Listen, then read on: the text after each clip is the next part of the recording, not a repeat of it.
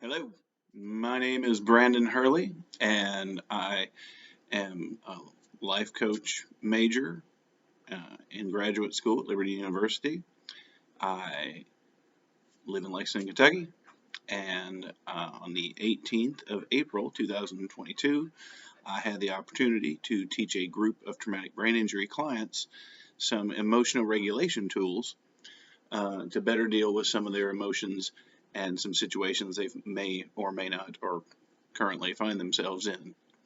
Uh, the group consisted of 12 people, excuse me, not 12, 10 people, uh, one African American, two female, and the rest guys. Ages range from 29 to 65. Yeah, he was 65. And we discussed at some length uh, what emotion regulation is. And it's more than just getting control of your feelings, it's knowing what to do when you feel certain ways, strong emotions, or either excitement or sadness or anger. Uh, we talked about what works for them and how to identify the things that work for them. We talked about how to identify the triggers and what has worked for them in the past and some things they might be willing to want to try. We also did some role modeling and some situational awareness type activities where I paired them off and said, all right, you be this type of, you be the catalyst and the other one be the antagonist and the protagonist. Uh, and then we discussed afterwards, after they'd both had a turn being the antagonist, we discussed what they felt in in the time and how they felt they were handling it as the antagonist and as the protagonist trying to calm the other person down. And they identified several key factors, all of which were different.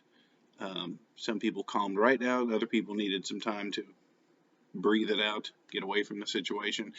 They all understood that none of these situations were real, and they were all, for lack of a better term, make believe. But they also worked intensely hard giving each other feedback.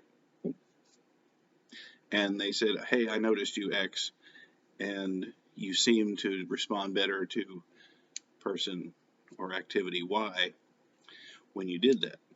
We also talked at length about why it's important to understand the triggers that they have. Is it based on something in their past? Is it based on just current fears of the day? Is it based on something just unknown to them? And how to deal with each one of those. Uh, they also gave a lot of feedback to one another and to me about how they felt they would do in an actual situation as opposed to a make believe one. They said that, this seems like a great idea, but, I don't always have a pen and a piece of paper with me to write down my feelings. What do I do then? Uh, we talked openly about deep breathing exercises, mindful self-talk, being in the moment, leaving the situation, if possible, writing things down, going to listen to music, just straight out ignoring the trigger. They also found that with their injuries, uh, and by the way, this took place in Lexington, Kentucky, at 3650 Boston Road, Suite 112, on Monday uh, at 10:15 a.m. They dealt with the pressure because I kept them a little bit longer because their lunchtime is usually around 11:15, so I kept them till 11:45.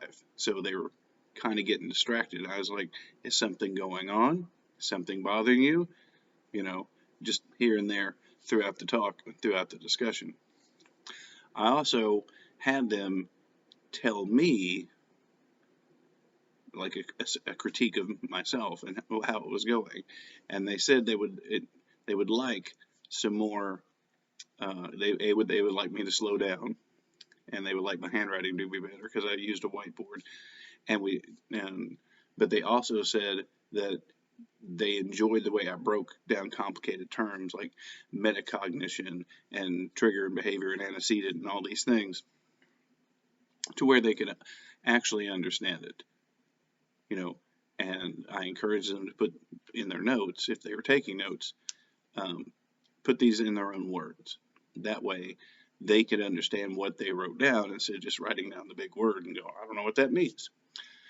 The program director happened to be there, so she was watching, and she suggested that taking the group as a whole seemed to work better than breaking them off into small groups, solely because they all seemed to engage and wanted to pointedly give feedback to one another during the one-on-one sessions when they were mock playing, role playing situations.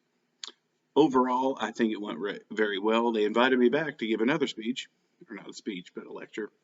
And I incorporated a lot of back and forth. I asked them for questions. I asked them to define terms so they could all understand in their own terms what we are actually talking about.